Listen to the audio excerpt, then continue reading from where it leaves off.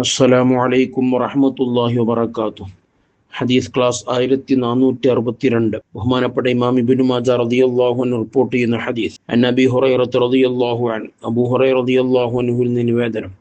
അന്ന റസൂലുള്ളാഹി സ്വല്ലല്ലാഹു അലൈഹി വസല്ലമ ഖാൽ, നിശ്ചയം ഹബീബ് സ്വല്ലല്ലാഹു അലൈഹി വസല്ലമ തങ്ങൾ പറഞ്ഞിരിക്കുന്നു, മൻ കാന ലഹു സഅതുൻ, ആർക്കെങ്കിലും അല്ലാഹു സാമ്പത്തികമായ അഭിവൃദ്ധി നൽകിയിട്ടുണ്ടെങ്കിൽ, വലം യുളഹി, അവന് ഉളഹിയത്ത് അറുത്തതുമില്ല, എന്നാൽ ഫലാ യഖറബന്ന മുസല്ലാന, നിശ്ചയമായും അവൻ നമ്മുടെ മുസല്ലയിലേക്ക്, അവൻ നമ്മുടെ പെരുന്നാൾ നിസ്കാരത്തിലേക്ക് അവൻ വരേണ്ടതില്ല.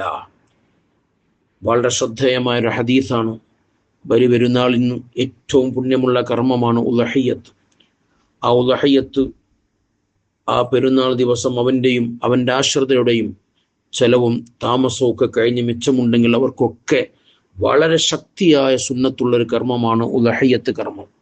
ആ ഉളഹിയത്തിൽ പങ്കാളിയാവാൻ ഒരു ഓഹരിയെങ്കിലും, ഏഴിലൊരു ഓഹരിയെങ്കിലും പങ്കാളിയാവാൻ കഴിഞ്ഞിട്ട് പോലും അവൻ അതിൽ പങ്കെടുത്തിട്ടില്ലെങ്കിൽ അവൻ പെരുന്നാൾ നിസ്കരിക്കാൻ തന്നെ വരണ്ട എന്നാണ് ഹബീബ് സല്ലല്ലാഹു അലൈഹി വസല്ലം നിങ്ങൾ പറയുന്നത്. അത്രയും വലിയ ഗൗരവമാണ് ഉളഹിയത്തിന് സാധ്യമായിട്ട് അതിൽ പങ്കെടുക്കാതിരിക്കുക എന്നുള്ളത്. അതിൻ്റെ ഗൗരവത്തെയാണ് ഈ ഹദീസ് നമ്മെ അറിയിക്കുന്നത്. അതുകൊണ്ട് എൻ്റെ ശബ്ദം ശ്രവിക്കുന്ന മുഴുവൻ ആളുകളും, അള്ളാഹു സാമ്പത്തികമായി അഭിവൃദ്ധി നൽകിയ മുഴുവൻ ആളുകളും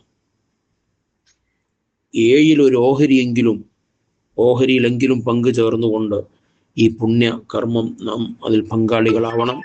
അല്ലാഹു തആല അതിന് നമുക്കൊക്കെ തൗഫീഖ് നൽകുമാറാവട്ടെ.